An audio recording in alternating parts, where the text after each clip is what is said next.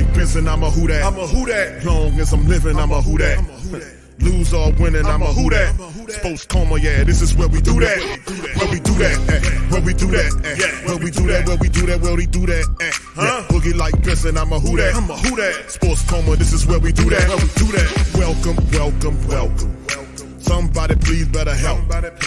Running this thing like Elf. I thank God every day I'm not a felt. Go to YouTube Live with Big Q and the guys. If you ain't ride or die, the bandwagon get flipped. Been marching in, that was way for the ring. I was yelling out your shame for the championship. Bucking on Tampa, duck down. Falcons, pluck, get shut down. Panthers ain't much touchdown. The vision really belong to us now. So much hate on the Saints, you could probably tell. Ever since Bounty Gate hit the NFL, when things seem fishy, then you probably smell the crooked referees are Roger Goodell. Yeah, money like this, and I'm a who that. Every day I'm living, I'm a who that. Lose or winning, I'm a who that. It's the sports coma, this is where we do that. Where we do that, where we do that, where we do that, where we do that, where we do that. Boogie like Benson, I'm a who that.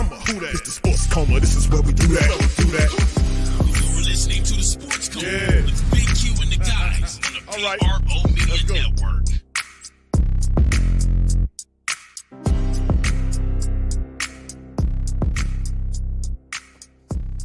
All right, shout out to the Black and Gold family, man. We in this thing, a Sports Coma late edition, hump day edition of the Coma. Shout out to the fam. Welcome, welcome, welcome. You're now rocking with the Sports Coma with Big Q and the guys, where we have intense, entertaining, educating, and enlightening sport talk from your favorite sports fam. Thank y'all for being here on this late edition of the Coma. We're going to go over a few things. We're going to cover. We're going to kind of peek through some things. Of course, we do the Wednesday wrap up. We look at we'll react to Carr's recent interview, as I've seen several reports indicating that the Saints are not ruling out Derek Carr for the matchups. Like Q, he just had a shoulder issue. What's up? Part of that is stratagem. They're going to try to kind of leave a question mark, for people that's, for the Tampa Bay Buccaneers and who are we going to face? We're going to face Jameis. We're going to face Derek. So I can understand the strategy right there. So we won't truly know who will start, but I think we pretty much got a good idea who will be lining up against the Tampa Bay Buccaneers. So we'll go over the wrap-up show, the injury report. We'll also listen to and react to several interviews, including Derek Carr's recent interview. How you doing, Saints fans? And Mickey Loomis. Mickey, we got one from Mickey. We're not going to listen to the whole Mickey one because it's like 20-something odd minutes. And, of course, DA, his thoughts on his weekly conference call that he did. We'll be playing portion. We'll play that entire portion. That's not very long. So anyway, for me, please feel free, family, to hit the like button, hit the subscribe button. And by all means, feel free to share the show on your social media feed as we get going. Now, before we get going, let me just throw this out here to the family.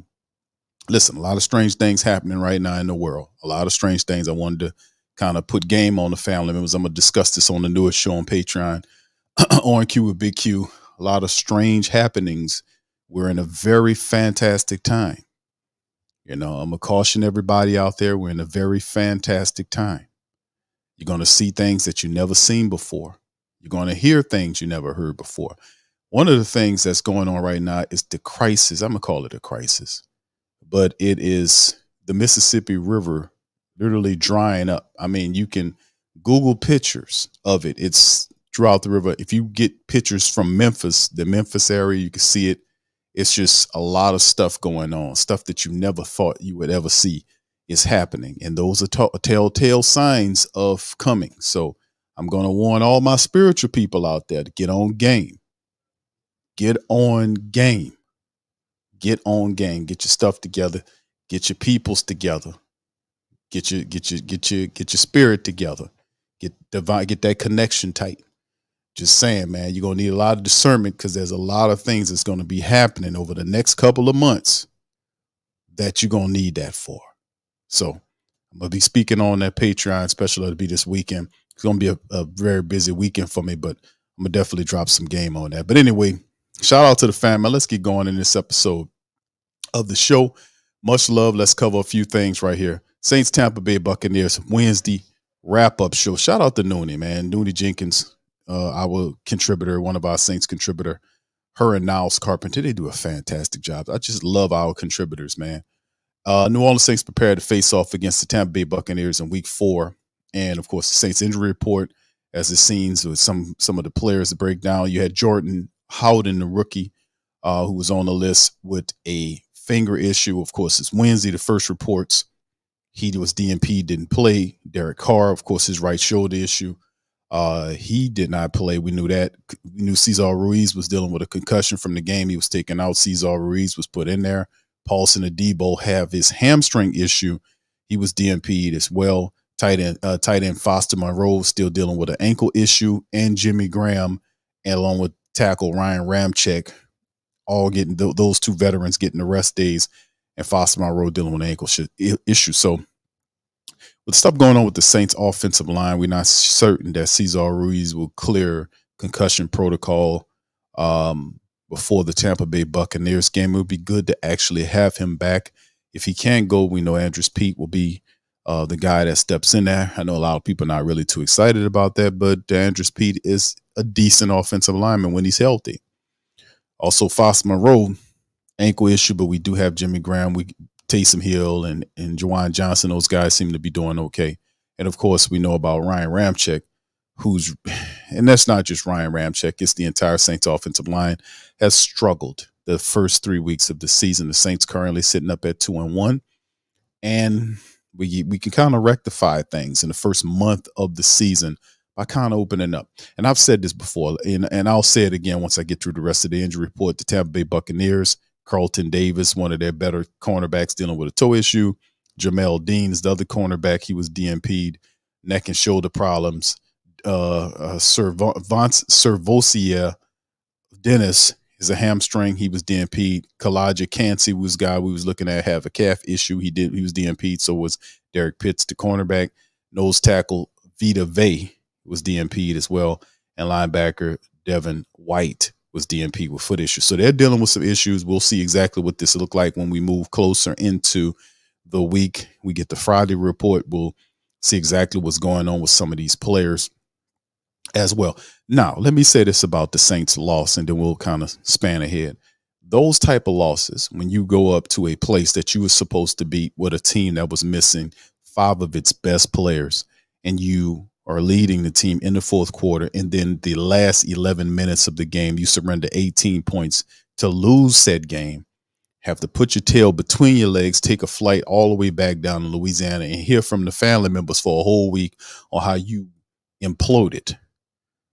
This type of game, this type of embarrassing ass game, has a positive effect on a team with some I ain't gonna say confidence, but with at least a little pride, some moral about themselves, to be embarrassed like that. These type of embarrassing affairs do have a galvanizing effect.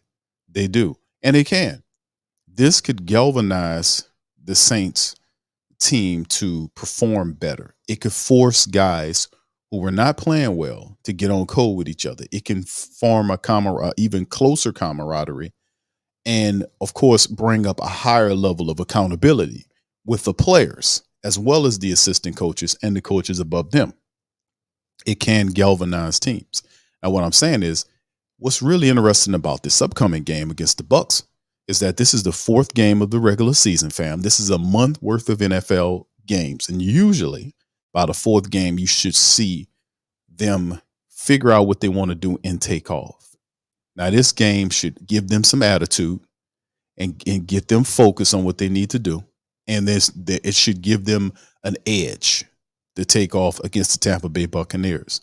So if I'm right in my thinking, and it's just me thinking, if I'm right in my thinking, I'm thinking the Saints should be able to kind of right a lot of wrongs and iron out a lot of wrinkles with this upcoming matchup in the Dome against the Tampa Bay Buccaneers, which it sets up perfectly.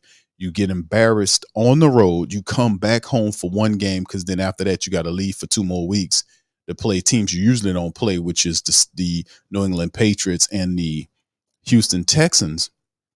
But this could be a game in which the Saints let go. All of the frustrations and all this other stuff, they let go, and they have the best game that we've seen them have of the season against the Buccaneers in the Dome before they take it to the road. So that's what my thought process, and I'll be My process is I'll now be interested and be paying close attention to what kind of version of the Saints that we're going to get against the Tampa Bay Buccaneers. By all accounts, the team that we should see against the Tampa Bay Buccaneers should be a team that runs the ball, not demoralizing run ball like you've seen what happened with the Philadelphia Eagles against the Tampa Bay Buccaneers last week. They was just ridiculous on Monday night.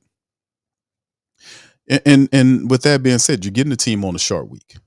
They got beat up pretty bad by the Philadelphia Eagles. So everything's working. You're getting them in the building at home.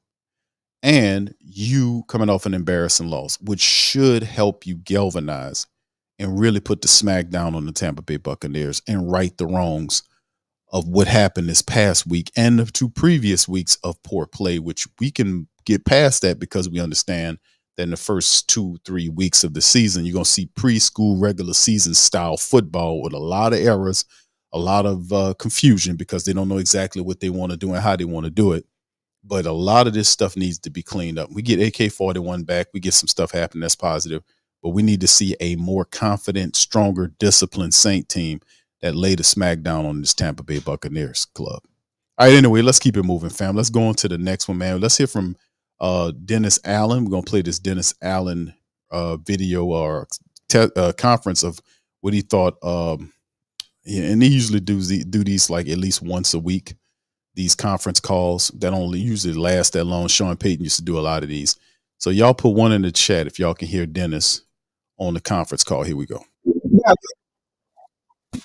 Jake looked explosive today. It was good to have him back out there. So excited to have him.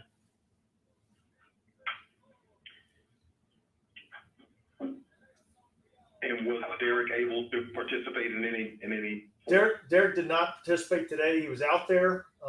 He's feeling better today. We'll evaluate him to see where he's at tomorrow, and hopefully we'll be able to get him back out there.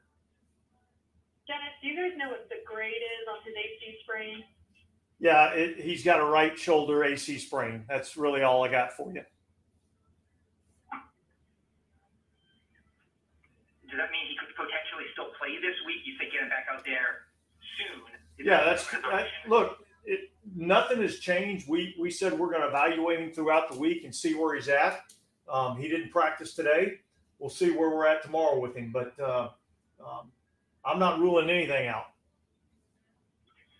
Hey, Dennis, if he's not able to go, what's been the hardest part about just the kind of consistent shuffle you guys have had to do at quarterback these last couple of years, always having to kind of replace him being starting lineup? Yeah, well, look, I mean, that's not the situation that anybody wants to be in our league, without your starting quarterback. So, it complicates things a little bit, but yet, look, we feel confident in Jameis being able to go in there and help lead us to victory.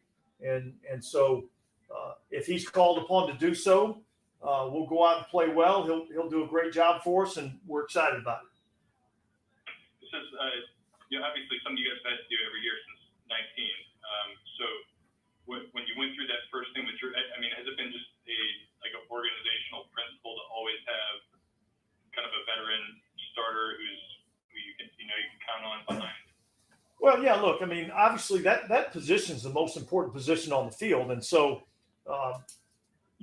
you want to feel like that the guy that comes in for your starter can help and run the team and give you an opportunity to win. And that's what we're really looking for. And look, no different than any other position in that when you're missing somebody in one area, there's other guys that have to be able to step up and perform and take up some of that slack. And so, if Derek's not able to go and Jameis, takes the reins, there's going to be a lot of other people that are going to be involved in making sure that we're successful. So receivers are going to have to step up. Offensive line's going to have to step up. Runners and tight ends.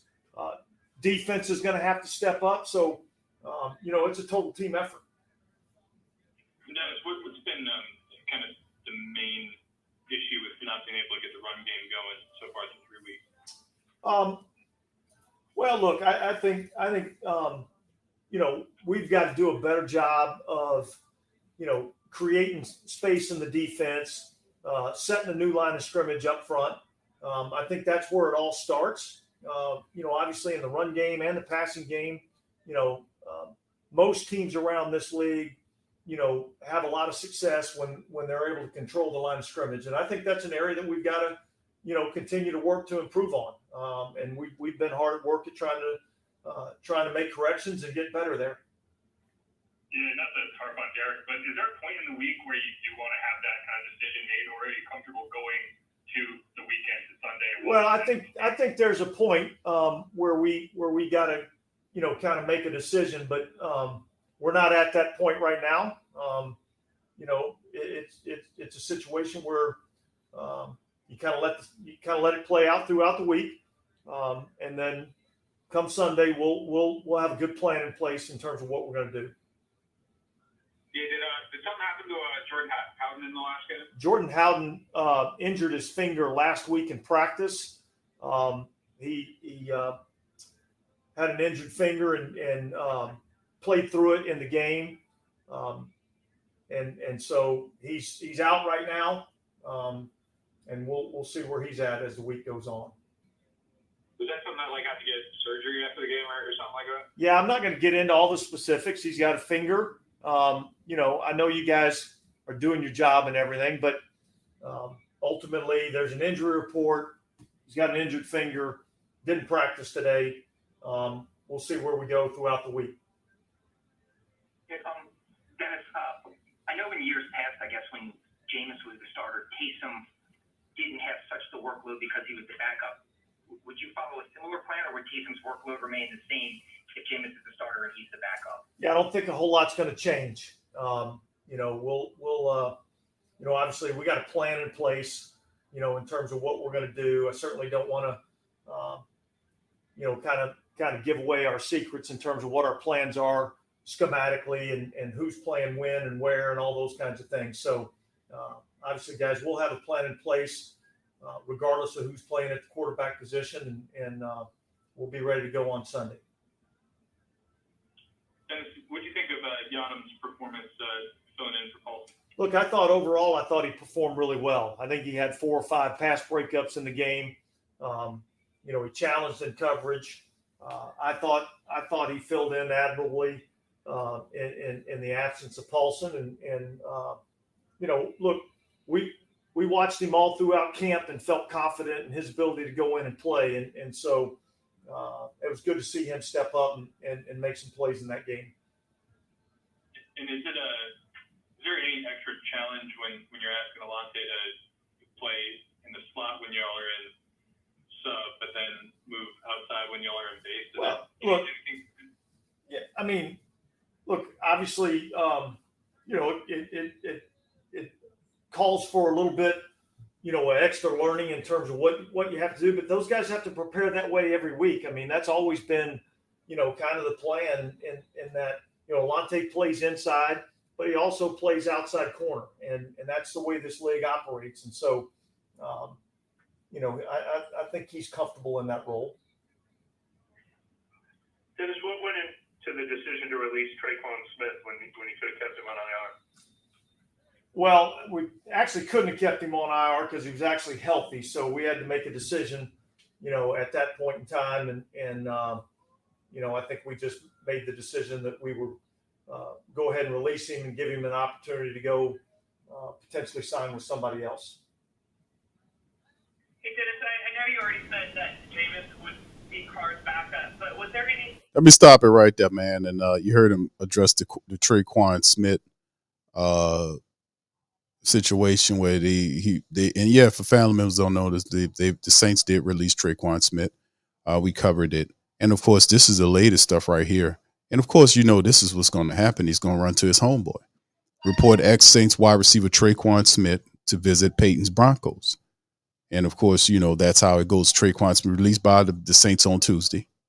And many a fan only half jokingly assumed the veteran wide receiver would end up in Denver reuniting with head coach Sean Payton. They weren't wrong. Mike Kliss reports that Broncos will bring in Smith for a visit Wednesday night and have him undergo a physical Thursday, a potential prelude to said reunion. Now, Sean Payton helped select Smith, who's 27 in the third round of the 2018 draft. Former UCF standout, made 51 appearances, 29 starts during his 4 years under Payton. 112 catches for 1486 and 17 touchdowns. Despite their history, however, it's difficult to imagine where Smith would fit in if Penn is put to paper. The Broncos have Jerry Jeudy, Courtland Sutton, and entrenched at the top of the depth chart with fellow NOLA alum LaJordan Humphrey and increasingly progressing Brandon Johnson pulling up the rear. There's also a matter of explosive rookie Marvin Mims Jr., who leads the NFL in yards per catch. So where would Trequan Smith fit? Well, with Sean Payton, he'll probably fit somewhere. And like I said, there's always injuries that happen. Well, he'll have an opportunity to stick and stay with that club. Anyway, that's big ups to Trequan Smith, man. He was a guy, and we ultimately knew that the Saints, you heard Dennis Allen say, good question by Mike Triplett. Like I said, Triplett asked the best questions. I'm going to have to put an award together and send it to him. The best question asking Saints reporter we have is Mike Triplett. He asks the best questions. He asks the type of question that I would ask that most of them just skip clean over. And no disrespect to him, but he just asks the right questions. He's good at it because he asks more questions than the rest of them.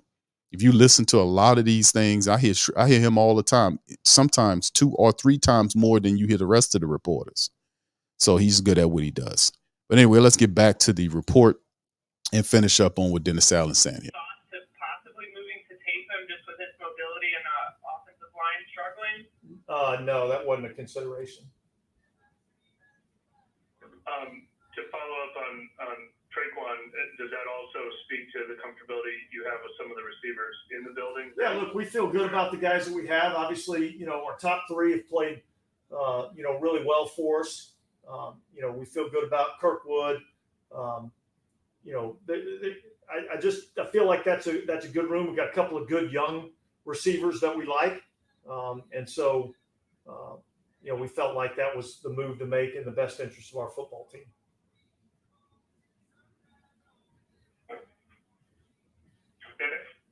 I can't recall if this was confirmed or not, but Jake Luton was a pretty natural choice for adding depth at quarterback because he had been here last year. Yeah, I think. Look, we obviously looked at several options in terms of guys that have been in our system.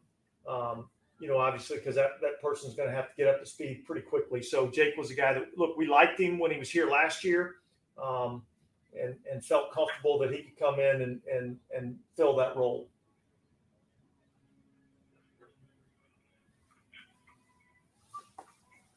Okay, guys, thanks. All right, that's Dennis Allen, man. He got the hell out of there quick. So the reality is, like, you think about stuff like that. What Dennis Allen was saying about the team and about the quarterback, and we know what time it is with Carr. We understand what's going to happen with Derek Carr. We know that the New Orleans Saints are not going to start Derek Carr in the matchup against Tampa Bay. This is Jameis Winston time. That's what he's here for.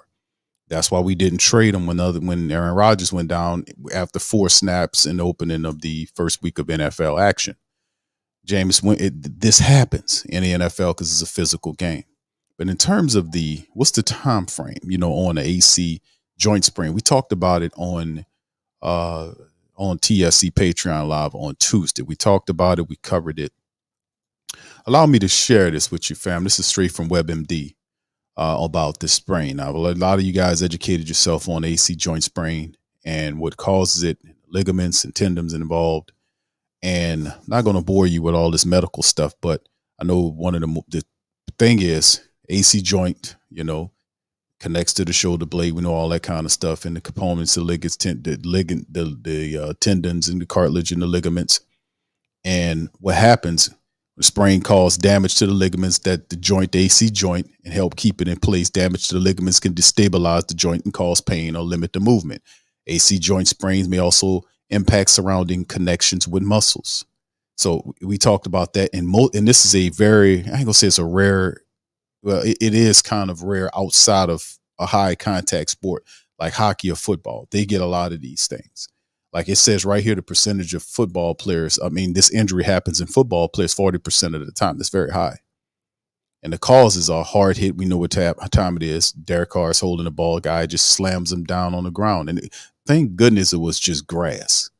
Really, you know what I'm saying? Could you imagine if that was done on a harder surface? what the guy did. I mean, Green Bay is grass. It's grass, literal natural grass. That could you imagine what it have been if it was, a harder surface?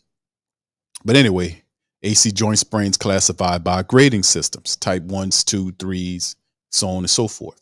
So obviously, I won't get into the higher ones, but type 1 injuries. Talk about the AC ligament. One of the ligaments supporting the joint is sprained. The AC joint and other supporting ligaments and surrounding muscles aren't affected. Type 2 injuries have completely torn AC ligaments. We know that's not him because they said that he doesn't, when it's torn, it requires surgery. They said that there was no damage there. So what is the treatment? Rest in the shoulder. Give the shoulder time to rest and heal. Avoid any activities that further aggravate the injury, including sports. Sleeping on the shoulder. You can't even sleep on it. And then using the injured arm to reach above your head. That's a no-no. You got to keep that in a sling. So the sling can help protect the shoulder from another injury and help protect the joint to heal correctly. Using cold packs, pain medicine if necessary. If cold packs and over-the-counter or prescribed pain medications can help alleviate pain and reduce swelling near the shoulder. Sticking to a rehabilitation plan. As the shoulder starts to heal, it's important to move the shoulder joint to heal properly. Please consult the doctor, and we know he got him in the building. Okay, that moves us to the AC joint sprain recovery time. How long will it take you, Dr. Q, to get this out the way? Well, you see, AC joint sprain recovery time varies depending on how bad the sprain is. Type 1 sprains are pretty mild, while the rest are goes up into different degrees of severe. With a mild sprain, you can expect it to start to feel better and move normally after 6 weeks. By 3 months, the shoulder should be back to normal. In the most severe injuries, it takes longer to heal. After surgery, if it's surgery required, usually takes 6 weeks or longer. 6 months for the shoulder to fully return to normal. So that's some of it right here. So, and of course, we know that they got they got that cortisone shot that they can shoot in that shoulder. But that's what I was telling the family members, that he's not going to rule anybody out, because it's smart not to rule anybody out right now, because he understands that the Saints don't have to use that. They have to keep Tampa Bay guessing on who the quarterback is going to be. But we know who the quarterback is going to be this week and next week. We know who the quarterback is going to be. So, we'll see how it all ferrets out. Let's go on over to, let me talk to you guys. Let me tell you, I'm going to talk to you. I put my damn clam chowder down. So here's Mickey Loomis. We haven't heard from the Mixter, Slick Mickey himself. We haven't heard from him in a while. Let's listen what old Slick Mickey have to say. I ain't going to play the whole thing. I'm going to play a large portion of it. It's an interview done by WWL. They had Mickey, and I can't believe Mickey stuck with him that long, but here's the interview, and he talked about a number of things. Here we go. Right? You have no other choice. Yeah, that's right. We just don't have another choice. But look, that's a game that we felt like we had in our hands, and we let it slip away. And credit to them, they made some plays in the fourth quarter. But we had our opportunities, but I think that's one of those games you're going to look back on and man, we could have won that with just a play or two here or there, and we did. A lot of teams kind of went through that week 3. There were 6 2-0 teams, kind of unbeaten going into that. Saints, Atlanta, Tampa, Dallas, Washington, Baltimore, all lost. So the big picture is, at least in the NFC South, everybody else lost as well. It's not, it's not a consolation prize, but the fact of the matter is, it's the big picture, right? Yeah, it's the big picture, and look, it's 3 games in, so we have to keep that in mind, regardless of whether we'd have won it or not. Winning the division or losing the division in week 3. But again, that's a game that. Man, it looked like it was going our way for 3 quarters, 3 of the 4 quarters, and then kind of got away from us in the fourth quarter. I know Dennis talked about it yesterday, and I'm not asking about any kind of update about Derek Carr, only that, again, and I hate to keep using the word big picture, but it could have been worse, right? I mean, this is a situation that just could have been worse.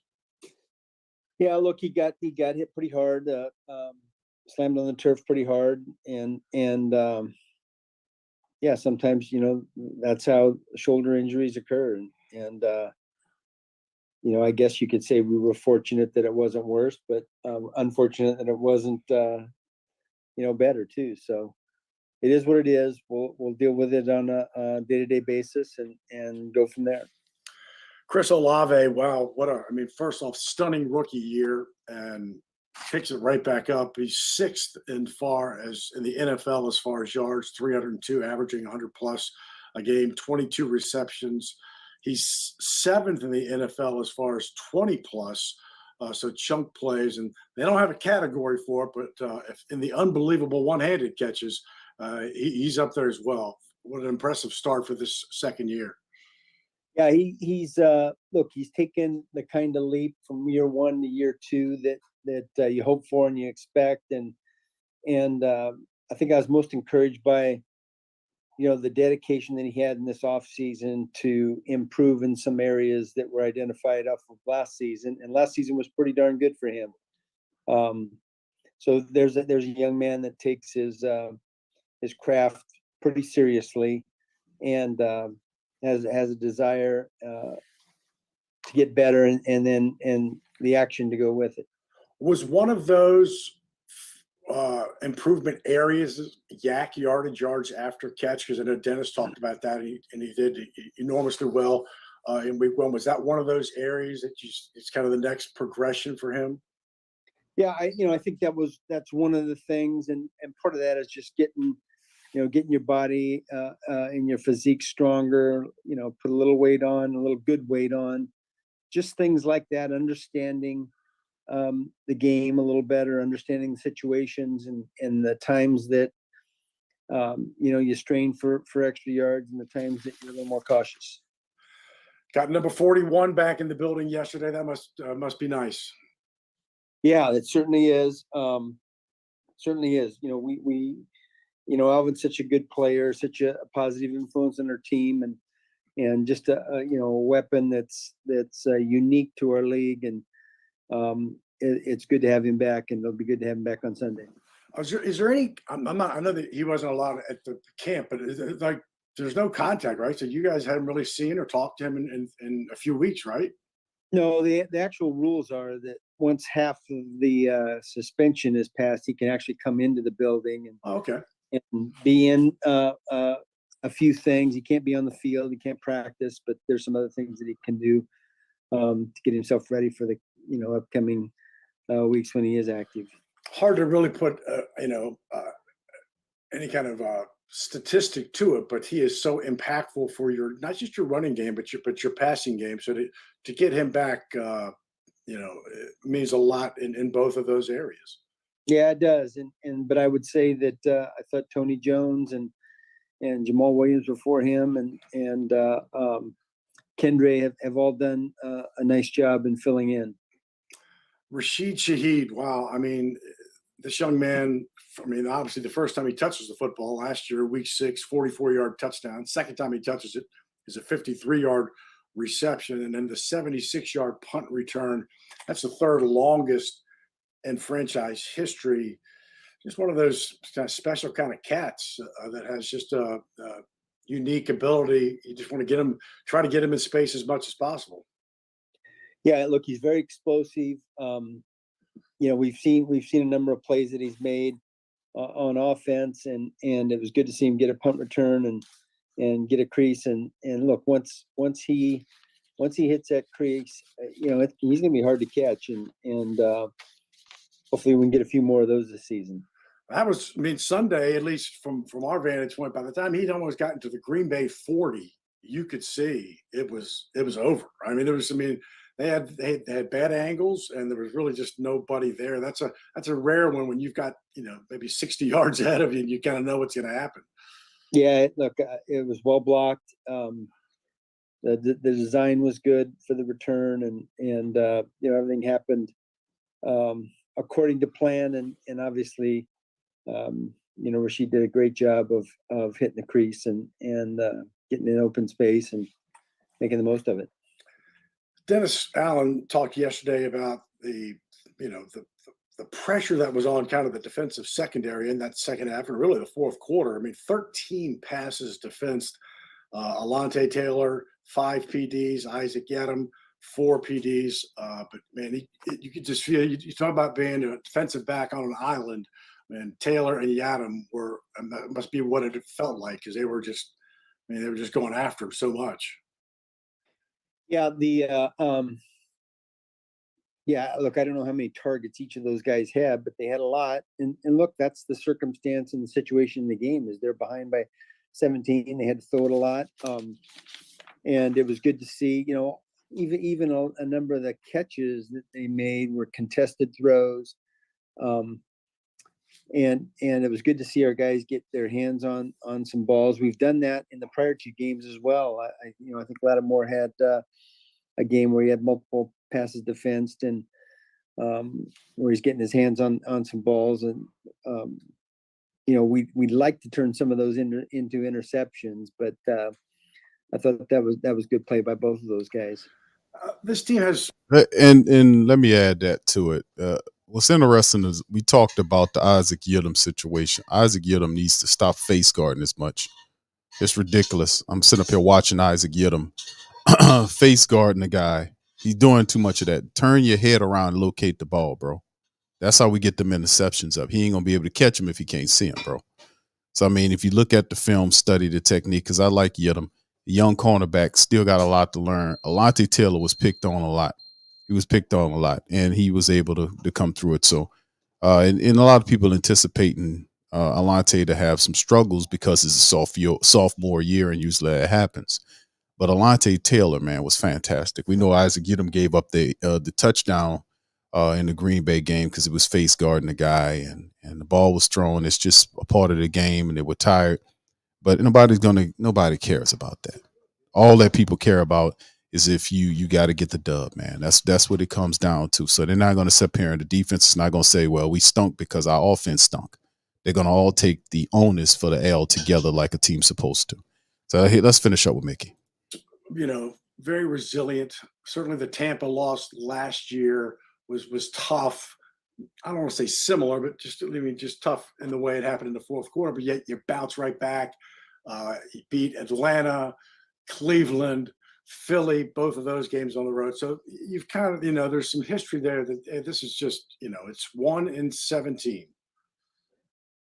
Yeah, I think, first of all, every team, we can't rely on what happened last year. Every team is unique. And we're going to see how we bounce back after having a tough loss. But we've got to, as a group, we've got to develop a little bit better of a killer instinct. When we have somebody down, not letting our foot off the gas, not giving them Go ahead, Mickey. Mickey said we got to develop some killer instinct. Go ahead, Mickey. Opportunities to get back into games. And look, you got to credit them because they didn't get a turnover from us. It wasn't like we turned the ball over or had some disastrous play happen that got them back in the game. But we need to find a way to close out some of these games because we've had a number of them last year in particular that could have easily been in the win column for us. Going to step aside, take a quick break where we're talking with Saints Executive Vice President and General Manager Mickey Loomis. This is the Saints Hour on the Community Coffee New Orleans. Hold on, the damn Mike Hoss. Hold on, I ain't done yet. But listen, Mickey's dropping some facts right there, man. Absolutely, he's talking some good sense right there. Talking about the killer instinct. He's right. And to my knowledge, I didn't hear Mickey Loomis. I mean, not Mickey Loomis, but Dennis Allen mention anything about developing the killer instinct. We got to make adjustments, all this kind of stuff. No, if he had killer instinct, you'd have won that contest because you would never allowed them people to leak back into the game. You'd have found that we're seeing, and we talked about this when you get fundamental about running attack. To have a nasty running attack, you have to have attitude. You can't be a melancholy, vanilla, non-emotional offensive line like the Saints are. You got to find a reason to be upset and play with attitude and play with an edge. They're not doing that because they damn sure have the ability to run block. These people can run block. They've done it for years. We've seen them hoist one of the best run tag, when Elvin Kamara and Mark Ingram was here and all these other guys. The Saints always had a top 10, top 15 offense, man. They've always had it. And all of a sudden this year, they don't have any guts. They're playing with no attitude. They all vanilla. It takes somebody has to fire these men up so that they can understand, man, you need to handle your damn business. It takes attitude. The Saints not playing with any attitude. We know each one of these guys could play at a high level, especially Ryan Ramczyk. I'm calling straight out to Ryan Ramczyk.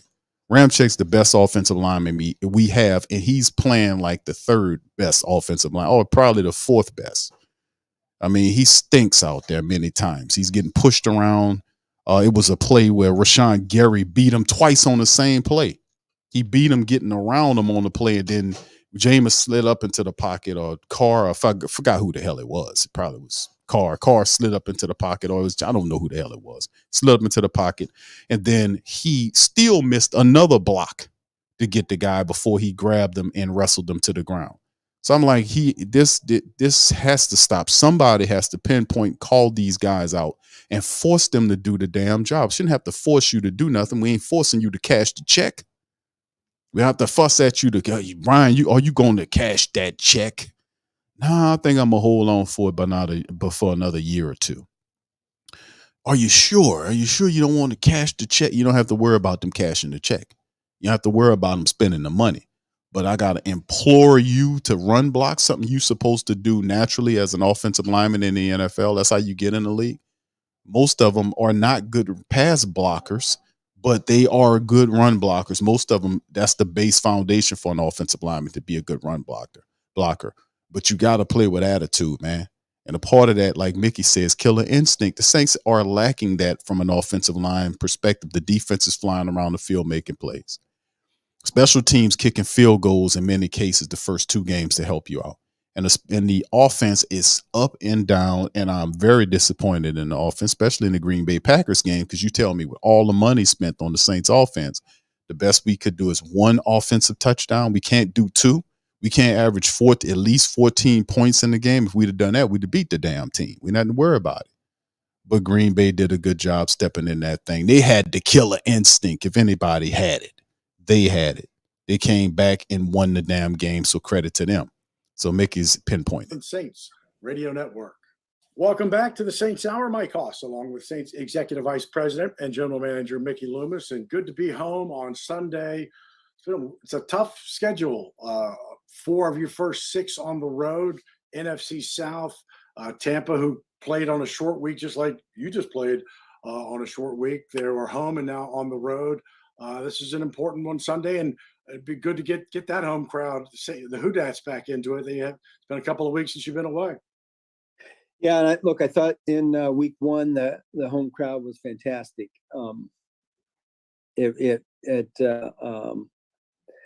I think it was like it was maybe 10 years ago when we were rolling. I felt like the crowd was really into the game, into the team, and helped us in that that opening game. And so I'm looking forward to having more of that this Sunday. Look, anytime you play a division opponent, it's important. Sean used to say that it would count double. I don't know that it counts double. It's just one game, but it's an important game in the division. And look, we had Tampa on the ropes a couple times last year, and they came back and beat us. And so we've got that kind of sticking with us and bothering us, and hopefully we can avenge those losses from last year and get a win on Sunday. Yeah, the Titans were only penalized 6 times in week 1, but I would hazard to bet, without looking at the game book, that 5 of those were false start penalties and kind of early in the game created by the crowd. Yeah, and look, that's a very disciplined, well-coached team. They're not, so that was a little bit of a surprise that they would have that many of those kinds of, mistakes. But again, it's the first game of the season when, in this day and age of the NFL, your starters aren't getting a lot of play time in the preseason. So you expect some of those, mistakes early in the year. And we talked about this a little bit last year because it was kind of like things didn't happen. You didn't get turnovers early, and all of a sudden it kind of builds, where this year, completely different. Week 1, you won the turnover battle. Week 2, you were even. Week 3, You win the turnover battle. I mean, you keep winning that. You keep doing those kind of things, and good things will happen. Yeah, look, it's the most important stat in terms of winning and losing, the turnover takeaway ratio. On top of that, we get a punt return for a touchdown, and look, a combination of those two things, your percentages of winning are really high, which is another reason why I think we're disappointed in not coming away with a win out of Green Bay, because they overcame some things to get the W on their side. So we need to keep doing those kinds of things, and our season's going to be just fine. And kind of let me pause it right there, and let me kind of reinforce what Mickey was saying and what Mike Hoss was dropping, what kind of game he was dropping. Let me share my screen with you guys. Right here, this is the current Saints season statistics right here through 3 weeks of football. This is what the Saints look like, okay? Let me kind of superimpose and make it, because I know that lettering is a little small, so that should help out right there. But if you look at the statistics right here, for the Saints, right? Offensive statistics right now. Saints total yards, they're averaging almost 315 yards per game in total offense. That's 20th rank in the NFL. They're averaging 221.3 throwing the ball, which is middle of the pack in the NFL. They're rushing at 93.3 yards per game. That's 21 in the NFL. They're averaging 18 points a game offensively speaking. Okay, we were thinking about that, what we need to do here to get better. And we talked about this in the preseason. How many points to this team score? You're looking at least 20. This offense should be good enough to score at least 21 points a game. I mean, at the rock bottom, 14 points. But they're giving you 17, almost 18 points a contest. That's 25th rank in the NFL. And they have 3 turnovers. That's middle of the pack as well. So if we just look at the offense for a second, you can see, if you think about what the weapons the Saints have, and this is all without Alvin Kamara, by the way. Alvin Kamara is not here, obviously, right, through these 3 weeks. He's a big portion of the Saints offense. I think these graph works him out as representing at least 50% or 55, something like that, percent of the Saints offense. When he plays, he's that, important. But the Saints right now averaging 18 points a contest, man. That's not going to cut it, man. So what needs to happen is for the Saints to get better. That offense has to trend north. They have to trend better than this. But passing right now, passing yards, middle of the pack, rushing attack ranked 21st in the NFL. Totally, they're 20 ranked in the NFL through 3 weeks, just 3 weeks. Defensive side of things, 28, they're allowing 288 yards flat per game. That's top 10 in yards allowed. Passing, 188.3, that's top 10, number 8. And stopping you at 99.7, that's top 10. So the Saints defense currently is a top 10 defense. They're allowing you to score an average of almost 17 points a contest. That's good for 6th in the NFL. They've taken the ball away 5 times. That's good for 12th in the NFL. So you can look right now through and just have a quarterly report card on the Saints right now, right? And we still got one more game to throw in it. But if you look at what they were able to accomplish within 3 weeks, we've known so far that your defense is a top 10 unit and your offense is not. Your offense is a top 20 unit. So statistically speaking, you can look directly at the stats and it'll show you exactly what the problem is with the New Orleans Saints. And we know that by looking at it with our eyes, but this lends even more credence to it statistically to prove to you how bad the Saints are offensively speaking. This is ridiculous, right? And it's showing you that they need to improve. 21 ranked to 21st ranked rushing attack in the NFL is laughable, and they need to get it together. Back to Loomis. The flip side of that, and I'm not asking about any of the officiating, just the impact, really, because the Saints only had 7 penalties. And the Packers had 11 penalties for 90 yards, but your 7 penalties were 102, so about 14 and a half yards of penalty. And as we know, though, those big chunk penalties, pass interference penalties, and they're very impactful for when they happen and sometimes where. Yeah. Yeah, I got to be careful not to get I know. myself in That's what I'm saying. trouble It's just here. I'm just not just the impact of the. I'm not. Yeah. I'm not trying to get you to question the officiating. Just man, 7 penalties for 102. That's just a lot of yards for 7 penalties. Yeah, it's a lot of yards. Look, there's a couple of really impactful calls late in the game, and yeah, we can debate whether or not they were good calls or not, I guess, but we can't put ourselves in that position. I think number one. Exactly. But yes, you're right. They were impactful calls. The back-to-back pass interferences were impactful. It was questionable what happened with the Alante Taylor one, but the Yidam one was obvious. But the issue is, like Mickey said, putting yourself in that position in the first place shouldn't even been a thing. And let us not forget, when we talking about penalties or things happen, how many of the Saints penalties did they have where it was self-inflicted with false starts, dumbness like that? So I mean, a lot of this stuff it's not totally on the officials, because they're going to make calls against you in close games. Like when the games start getting close, they get really active. We know this because we've seen tons of football. I don't need no statistics to tell you that when the game is within 7 points, the referees start getting really active in the game, especially against you, to try to make it more competitive. So it's just a lot of stuff that needs to be cleaned up. And I'm talking about, I don't care what the referee, what we talking about with the referees. They're going to do what they're going to do. But we can control what we do with pre-snap penalties. And the Saints had some of those in the game, and that hurt us too. I'll leave it at that. That's I'm blaming. I'm not trying to split any fines with you. You talk about some of the like Kendra getting his first action, the people who had played in place with Alvin being out, just really draft picks in general.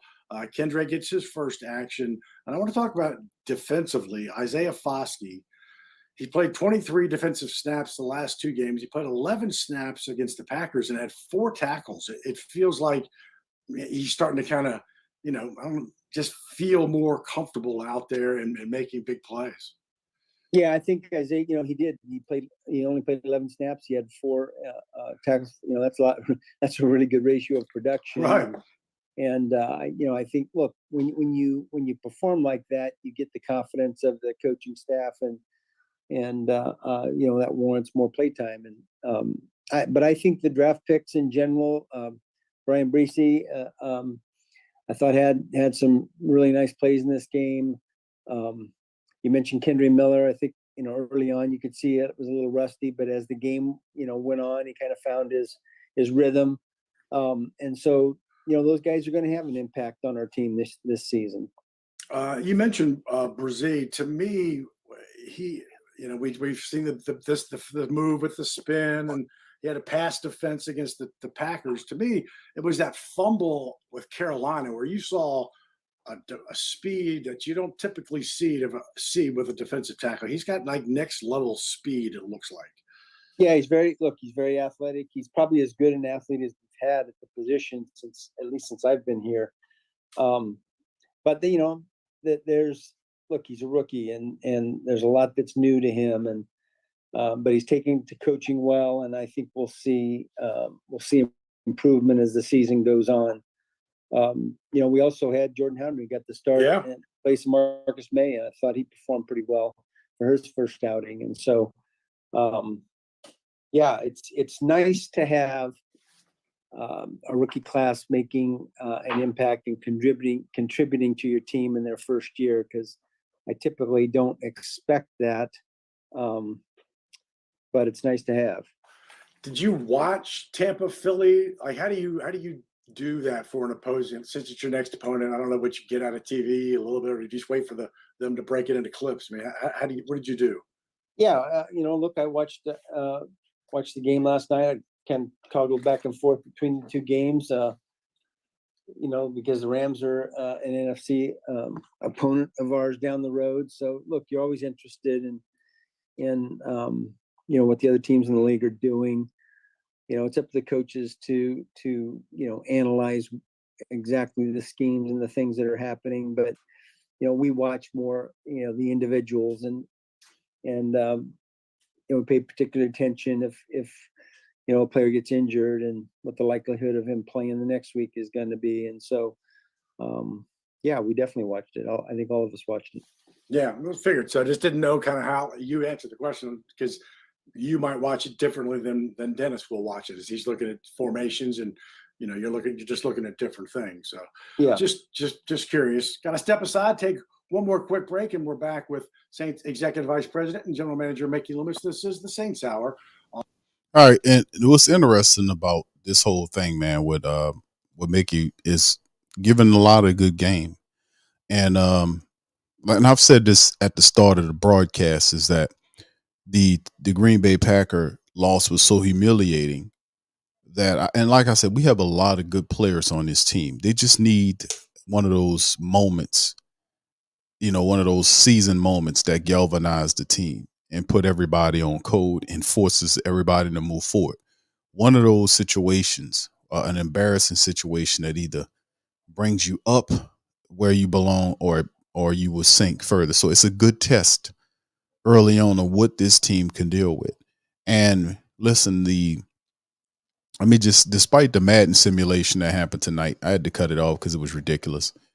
But then again, listen, the Madden simulation that we run here is perfect. It predicted, it didn't get the scores right, but it predicted the games exactly right. Like, it is 3-0 in terms of when it says you win, and win through the first 3 weeks anyway. We're hoping that it's wrong because we lost big time tonight.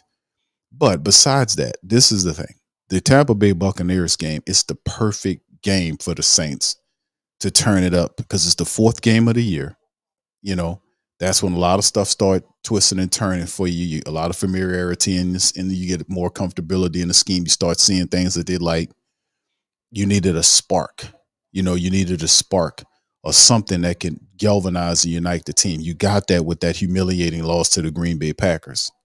You're at home in a dome against the Buccaneers, which is a team that, they lost. They're on a short week. They lost to Philadelphia on Monday, and they're on a short week. They're banged up. You got them coming in here. Baker Mayfield struggled there, and this team presents a very good opportunity for you to provide a knockout punch on a foe.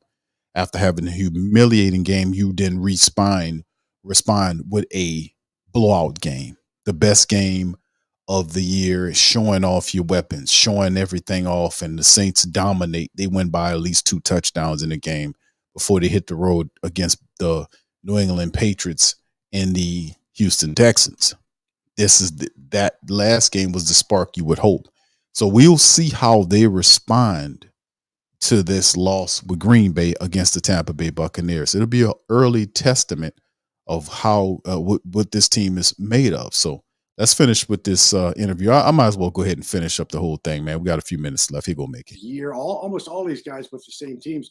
And I had thought of Zach Wood as like this long timer, right? And he really isn't. But here's what I know, and you can just say this is right on. Either you got a long snapper, and you maybe don't know his name, or you don't got a long snapper, and you don't have a long snapper, right? Yeah, that's exactly right. Look, they're it's one of these jobs in our league that if he's really good, you don't even notice. You just take it for granted. But when you don't have that position solidified, man, it's a scramble. And we've been in both positions over the years. And look, Zach's he's just steady. He's just consistent in his demeanor in the building. I mean, he adds a lot to our locker room as well as his play on the field. And so it's good to have him locked up, and hopefully he'll be one of those 14, 15-year guys for us. Yeah, I mean, it's amazing. I'd never really taken much notice to it until, it just seemed like every week it was like, good gosh, there were so many lengthy times. And I know you can't speak of it individually, but one of those contracts was Cesar Ruiz, who's in concussion protocol, and we could spend literally the entire show and not cover all of the concussion protocol. But suffice to say that for fans out there, it's about stages and phases for him this week, right? You got to pass stages and phases. Yeah. Yeah, you go through, that's exactly right. You first have to be symptom free, and then you go through these stages where if you remain symptom free, you move to the next one. And it can happen where you return to play within a week, and or it could happen that you don't return to play for a couple or even 3 weeks or longer, because you have to cross each of these thresholds and meet each of these standards for each phase of the protocol. And so we'll go through that. Caesar will go through that, and when he's ready to return, he will return. And the most recent being Carl Granderson. And I'm curious, I want to go backwards a little bit to 2019, undrafted free agent out of Wyoming. Maybe kind of what you saw then, because to me, he would be what I would call the definition of player development for an NFL team. He signed a new contract. I think it's the most money for an undrafted defensive lineman in NFL history. But you just take me back to what you saw then and kind of what you have watched the progression. Yeah, look, that's a credit to our area scouts, our college scouting staff. I think, if I remember right, it was Mike Baugh that had that area at the time, and Cody Rager was part of that equation. But all of our college scouting staff, they find a guy that's got the traits that they like and plays hard. And so they worked really hard at getting a commitment for him, being an undrafted free agent. We got him in the building, and look, he is just, no player's self-made, and yet, man, this is a guy that has just worked his tail off to go from this raw, talented kid to being a really productive NFL player. Kind of came into his own a little bit last year, and has taken that and improved every year. I think he's improved in the beginning of this, from training camp to the beginning of the season. He's very productive. He's high motor. He's a great kid. He's really everything that you want in terms of a player in our building. And so it's good to see him as he matures and improves, and it's good to see the guy get a well-deserved contract. Yeah, you talked. I mean, 8 games in 2019, but he's been there. 5 sacks in 20. Then 3 in 21, 5.5 in 22. And wow, he pops out already 2.5 sacks, and 6. I don't know if you guys call them quarterback hurries or quarterback pressures or quarterback hits. Everybody kind of uses different terminology, but man, he is in the quarterback's face a lot. Yeah, he is. He disrupts the quarterback a lot. And look, those sacks in the past have come as really a part-time player, and so he's getting the opportunity to play a lot more, and the production's matching that. Well, I know they're all important, but it is NFC South and it is Tampa Bay. So we appreciate your time. I know you're going to join us on the backside of this break, but good luck on Sunday against the Buccaneers. Thank you, Mike. All right, that's Mickey, man, on an interview with Mike Hawson, WWL. Shout out to them for that. Good interview. As Mickey was sharing some game, man, and dropping some game about the team and the loss, and of course, spanning ahead, looking at the Tampa Bay Buccaneers. Said he was doing a little scout word on the Bucs for the Monday night matchup, and we were doing the same thing. We know ultimately the Saints would face off against Tampa Bay Buccaneers. We had an opportunity on that Monday night game to see what the Eagles did against them, and the Eagles were able to run the ball very well against the Tampa Bay Buccaneers defense, and that's the best part of the team. They demoralized the defense. The offense couldn't withstand. Mike Evans, he was dropping the ball early on. He had no chemistry with Baker Mayfield. And, of course, reports coming out that Tampa Bay's looking to move beyond Mike Evans. So the Saints, like I've said, and I'm going to say it again, I think the Saints, this is a good telltale sign for the Saints. This game is a good barometer of where we could be. You play with pride. You play with intensity. You play with focus and determination, and you'll have the black and gold. You'll be in the dome. You have the black and gold faithful cheering you on, and this should be at least a 2-touchdown win on the Tampa Bay Buccaneers. I know we always seem to play these guys close.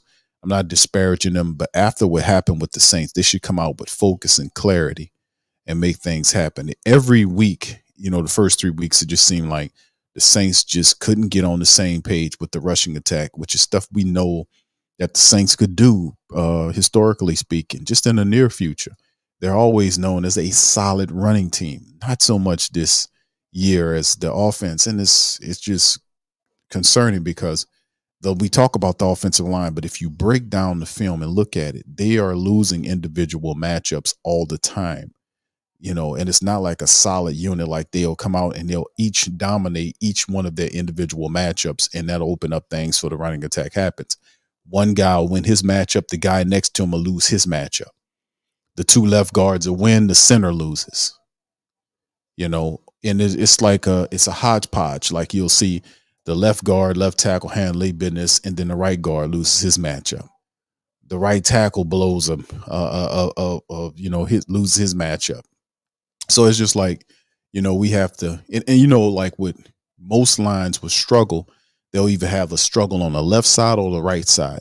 And then they'll run it to the power side, the more dominating side, until, things iron out. But which side is that? Both sides are shaky and creaky. So at some point, and this is the obvious thing, and I just showed you guys the statistics through 3 weeks showing you that the Saints offense is not really hitting on anything. Let me get them stats back on the screen because they make a great point.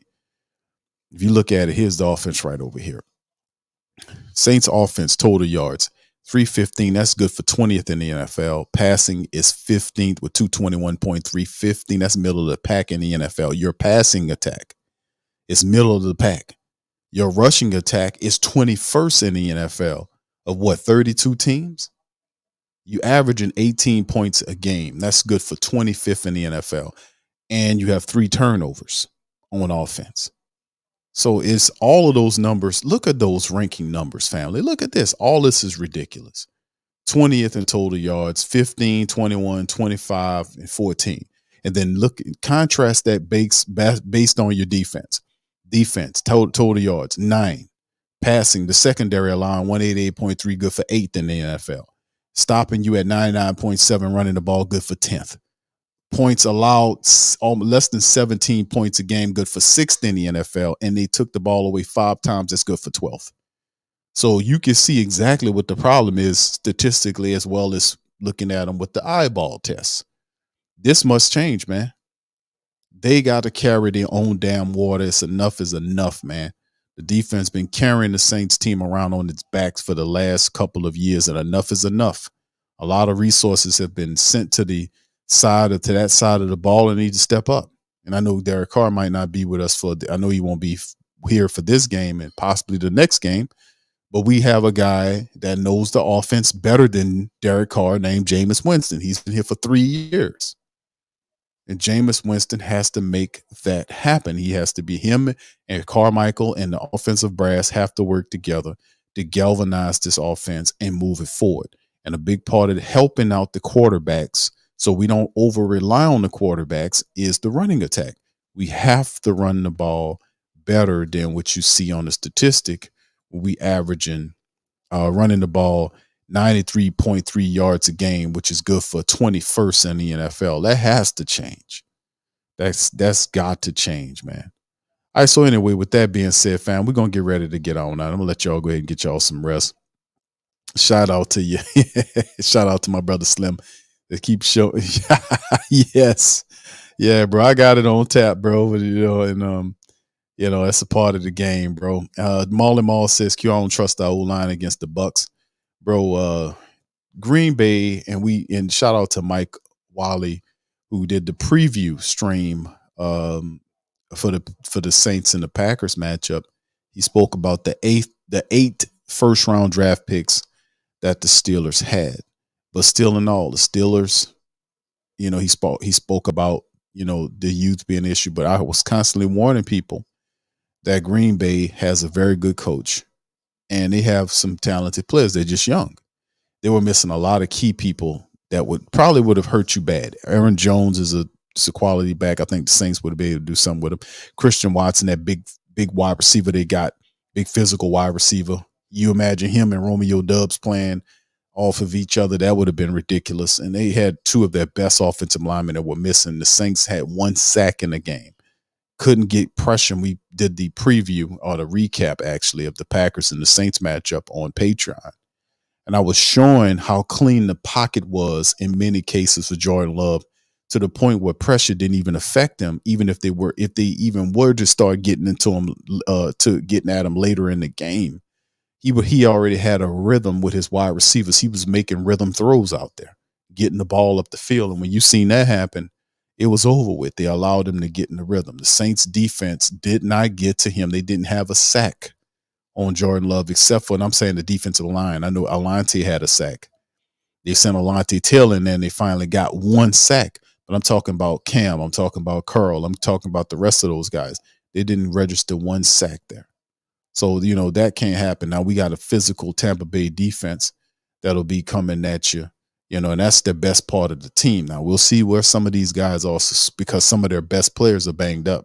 But still in all, regardless of not who plays for Tampa Bay, the Saints must represent, and they got to get the dub, bottom line.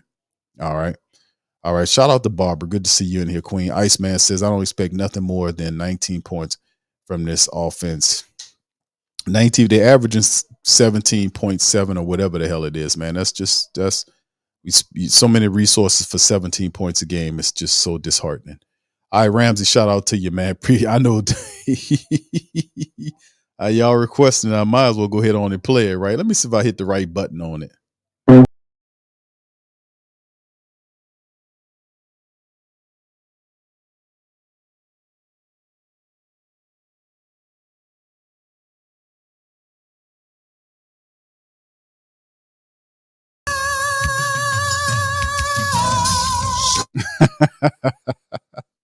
Boy, he hit that line. He holds that line, man.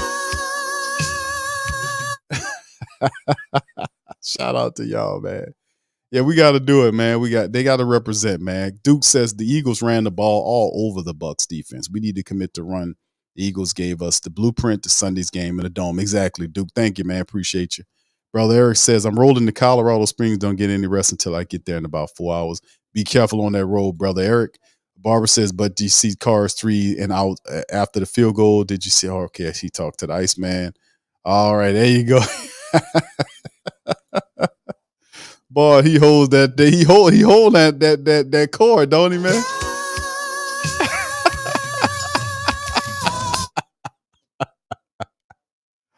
Oh man, hey bro, I can't do that, bro. All the breath in my body will leave. I can't do it, man. Anyway, so with that being said, let me get out on that, man. I appreciate y'all for tuning in for this episode of the Coma, man. We'll be back Thursday. Remember, tomorrow is Who Dat Nation United. My dog Randolph from the Keeping It Real Who Dat podcast, and Coach Rock, they'll be representing. We got the NOLA Bros with my boy Teal and the family. They'll be here, and my dog Hoodie. They'll be representing on Thursday for Who Dat Nation United. So we'll be covering all the latest Saints stuff, all the latest news, the Thursday injury report as well. You also feel free to go to the whodatdaily.com and subscribe. Got a lot of great content going on over there. A lot of great writers and contributors dropping it. This is going to be a fantastic. I know I've been telling my family members we've been doing a lot of boxing articles. I've been reading a couple of Oscar and authors boxing articles from the whodatdaily.com. They have these really great articles they be dropping. And there's a big fight coming up this weekend. It's Canelo Alvarez against Charlo. It's a great big old fight. And I know that y'all probably, I know a lot of people, they hadn't been as much advertising that I thought they should have for it, but it's a big fight. Canelo Alvarez versus Charlo. It's going to be a really good fight. We'll be looking at that fight. There should be an article. I think Oscar, one of our boxing contributors, is writing an article on that. He'll have a preview of that particular fight. I think he said he'll release it tomorrow or the day after. But yeah, we're going to be covering that fight, and I'm going to be doing that fight live for the family members this upcoming Saturday for the Canelo Alvarez versus Charlo fight. We'll be doing that live, man. So a lot of great stuff going on in the fight game. We'll cover all that on the weekend. So I know y'all been checking that out. So with that being said, man, Ram says, hey, Q, do you know? He says, do we know how many times we'll be wearing or how many times we will be wearing our color rush or even the black helmets. I don't know, bro. I'm gonna have to look into that and check that out and see what's going on with that as well. Yeah, the color rush usually, those kind of the color rush unis are usually in conjunction with like the Thursday night games or something like that. And I think we got a Thursday night game against the Rams, don't we, family? I'm gonna have to look at the schedule. See, but I know most of the time the NFL gets more money out of people using the color rush uniforms because you will usually wear those unis for those Thursday night games. So let me see if I don't know when they're supposed to be doing that, but let me see if I can find out when. Let me see if I can pull. I think the only Thursday night, y'all correct me in the chat, is the Rams matchup, isn't it, family? Y'all remind me. Hold on, let me take a look. Give me a second here. No, yeah. I was just pulling from memory, man. Actually, no, Jacksonville. The Jacksonville game is a Thursday night game. We'll be playing in the Dome on October the 19th against the Jacksonville Jaguars. They'll be on Prime Video. And then again in week 16 against the Rams, it's also a Thursday night game. So, if we do use the color rush unis, I'm thinking it might be during that time frame. I don't know when they're going to wear that black helmet again that they wore last year. I don't know when that's going to happen. So we'll see. Okay, yeah, there you go. I just pulled it up, family. I was looking at the schedule. Be shared with you guys. Oh yeah, I got the thing on. Y'all can't see it. Let's see. All right, yeah, there it is right there. Yeah, so yeah, it's 2 Thursday night games, Jaguars, and then later on in the year, the Rams. So we probably see some of that going on then. All right, so anyway, with that being said, let me get out on that, man. Listen, I appreciate y'all so kindly. Shout out to all of the family members and appreciate all y'all guys for the our Patreon and YouTube membership family. If you want to join the platform, please feel free to check out the description section below in the link tree, or you can simply hit the join button on the channel or go to patreon.com/the Pro Media Network. That's patreon.com/the Pro Media Network. All of that great game and a lot of content is available there as well as on YouTube. So with that being said, I'm gonna get out on that. Hold on, we have one more question. Doc says, what do you know about Plenty, bro. Plenty, man. Hey, bro, it's man, I'm a music connoisseur, brother. That's whatever. And I was listening to this because I like jazz too. I was listening to a group, man. They were out in the 70s, man, and I don't know. Y'all are pretty diverse and y'all pretty smart people. Let me see if y'all remember a song that was made called Orange Clouds. Y'all remember that? Let's see if we know anybody out there that had a song called Orange Clouds. Orange Clouds. It's by a group called Azimuth. Y'all, put one in the chat if y'all ever heard that before. Because that's probably y'all probably didn't hear that before, but I mean, for those who probably, I like different music, man, and I'm just, if it's good music, I like it, man, and I play it. But yeah, Glenn Jones is throwback. That's all good, man. It's a ton of that, man. But anyway, yeah, y'all check that out, man. It's called Orange Clouds by Azimuth. It's I want to say they're a Latin jazz band group back in the 60s. I mean, this is throwback. Okay, Eric said, yeah, that's right. That's right. Yep. Eric said he heard of them. See, yeah, said they great, really good music. They do a lot of good stuff, man. But yeah, they got a lot of great music, man. I'd be just vibing to, man, driving around in the car, listening to it on a really nice day, man. It's pretty smooth. But anyway, with that being said, let me get out on that, man, before I start talking about something else. Much love to the fam. Appreciate y'all, man. I'm going to holler at y'all on the flip side. Peace, and who that to you? Yeah. Boogie like Benson, I'm a who that. I'm a who that. Long as I'm living, I'm a who that. Lose or winning, I'm a who that. Sports coma, yeah, this is where we do that. Where we do that, where we do that, where we do that, where we do that, where we do that, huh? Boogie like Benson, I'm a who that. I'm a who that. Sports coma, this is where we do that. Where we do that. Welcome. Somebody please better help. Running this thing like Elf. I thank God every day I'm not a felt. Go to YouTube Live with Big Q and the guys. If you ain't ride or die, the bandwagon get flipped. Been marching in, that was way for the ring. I was yelling out your shame for the championship. Bucking on Tampa, duck down. Falcons, pluck, get shut down.